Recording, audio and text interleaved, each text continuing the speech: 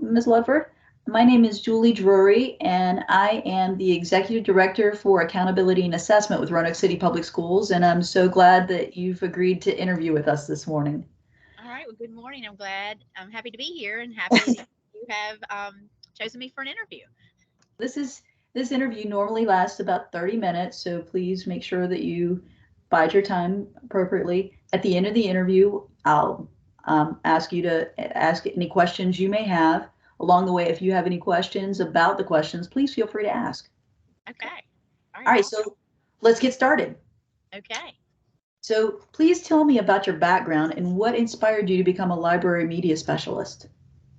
All right. Well, I when I started teaching, I went to give you a little background about me. I went to Virginia Tech and got a history degree. I loved my high school history teachers, and so I spent about 15 years in the classroom as a history teacher in Virginia Beach at Princess Anne High School. And around that time, I was going to the library to plan a lot. It was like a quiet space, but a busy space. Quiet, busy, if that can be considered a thing. And I was like, wow, this is might be something I might want to transition into. So I talked to my librarians there, and they kind of gave me the idea about the cohorts that would come up, and the city would give information. So I just wanted to. I'm a helper by nature. You've heard that quote, like, look for the helpers. I feel like sometimes, um, if it's a fault to not be able to say no, then that's me. So I just wanted to reach a greater population and see more kids and be more helpful and kind of change the face of what a school or especially a high school library is, because I know that just when I had taught different subjects within my history department, kids had lost the love of just pleasure reading. They read for content knowledge, they read for, assignments, and not only reading, but using, kind of giving them a taste of what a collegiate library would be like and just changing the face of like why they might go to the library. So that kind of inspired me, just reaching more kids, being helpful to teachers and staff, and kind of changing the face of things at the school I was at. So, what degrees do you have, and how long have you been working in the library? This is year 23, so this is my 8th year in the library, and I have a master's in education, and then I have my library science certification. So it's just another certificate on my teaching license. Awesome, thank you. So, if funding were no barrier, what would your ideal library media program look like? Oh my gosh, there's so much I would love to do. Um, the first thing I would like to do is to have flexible seating and, you know, uh, I should say like comfortable seating.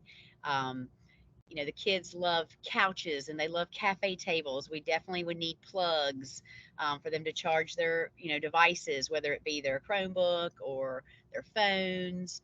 Um, we have gone now where we don't have the phones out during instructional time, but they still need to get juice throughout the day. But definitely like a flexible seating area would have just, I love programming in the sense of like bringing outside speakers in, maker space items. Of course, we would purchase lots of books. Graphic novels are such a hit, and manga here at our school. But like, just the funding to have the freedom to make the choices, obviously in consideration with your administrator, but definitely like um, lots of media items like. Uh, boards where the kids could work, like whiteboards, even though we could have more ViewSonics, the flexible seating, the the soft seating, um, like maybe have a glassed off area for meetings for not only staff but for students, kind of like study rooms you see in college. I mean, possibilities are endless, but that would be like my ideal program, just to have the money for instructional materials, makerspace, obviously books, technology.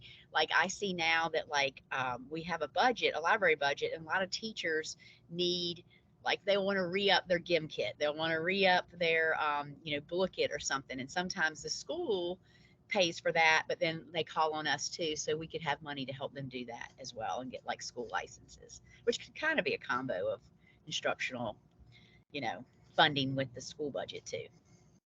Awesome. All right, your next question. All right. Describe the key components of a library media lesson. All right. All right. Well, I think it's really important to sit down with the teacher prior to the lesson, because a lot of times teachers come to you in such a rush and they're like, oh, I need you to do this. And it's like, all right, there's some things we need to have happen.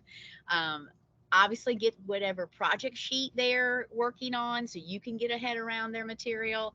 And that will help you develop a great lesson. I always like to do, and I think it's important to have in your lesson like a pulse check, test their prior knowledge, because sometimes we assume the kids don't know how to use something, or we assume that they do. So we definitely need to have like a preview or a pulse check, a test to see where they are with maybe the program or the topic that we're going to delve into. And then co-teach with that teacher, like bring up the project, and what I like to do is we have a library website, and or develop a library website for if your school does not have one, where you would have a resource page and have all of the resources needed there. Um, I feel like it's important to have like a one-stop shop for kids, especially if they're using multiple resources like multiple databases, or if they have a note sheet, or if they're going to use like Noodle Tools as a works cited part of their project. Because when you show them and say, click here, click here, click here, they're lost by third click. So if you have a library website, which could be developed and have the resource page for that teacher, then we would put everything, I always like to say, like as home base, because I'm a baseball fan. And then that way, everything they need is here, listed out in steps. Um, show the kids how to utilize the database if that's something that we do, and then of course assist them, give them time to work in class. And then I always like to finish up with an exit ticket or a review, or even just another quick pulse check. Sometimes it doesn't have to be so formal. Like I like to do a parking lot with Padlet. I noticed during COVID, kids would send me messages in Zoom. I got more questions almost during COVID times when I would teach a lesson like over Zoom than when I teach face to face. So um, sometimes I have a Padlet up and just say it's running in the background. If you have a question, you could shoot it to me and then I could come over, or I could just address the class. So I think it's always important to, see where they are, assess that prior knowledge, then, have the meat of your lesson, but then of course follow back up, because sometimes kids are afraid to ask. But, as long as you're going around and checking on the kids, I think you'll have an effective lesson. Awesome. All right, so and our last question is, what makes you the best candidate for this position? All right. I would say because I'm high energy, I'm friendly. Like I said earlier, I'm a helper by nature. Um, if I don't know the answer, I can admit to that, but I'll say, look, if I don't know the answer, I'm going to find the answer, or at least go in the right direction. I just think the library is a safe haven for so many kids. Um, we might not know why they need to be there, but we need to have open access. Teachers need to feel like that it's a place they can come for help. Um, and because I have like a growth mindset, I want to always improve myself and get better. One of my favorite quotes is if by Maya Angelou, if you know better, you do better. And so when I know that there's info out there, I try to, attend conferences and gain knowledge and constantly improve myself. And by doing that, I feel like I help my students and staff, or would help your students and staff at your school. So with all of those things combined, I think I'm the best candidate for the job. Awesome. Those are all of my questions, and I appreciate you answering all of them. Do you have any questions for me? My question for you is, if we could go and tour your library, and I could meet if there's two librarians, I'd love to meet the person I might be working with and the library media assistant there, if you have an assistant. Um, that would be cool if I could tour the library and tour the school. Um, is that something that we could possibly do?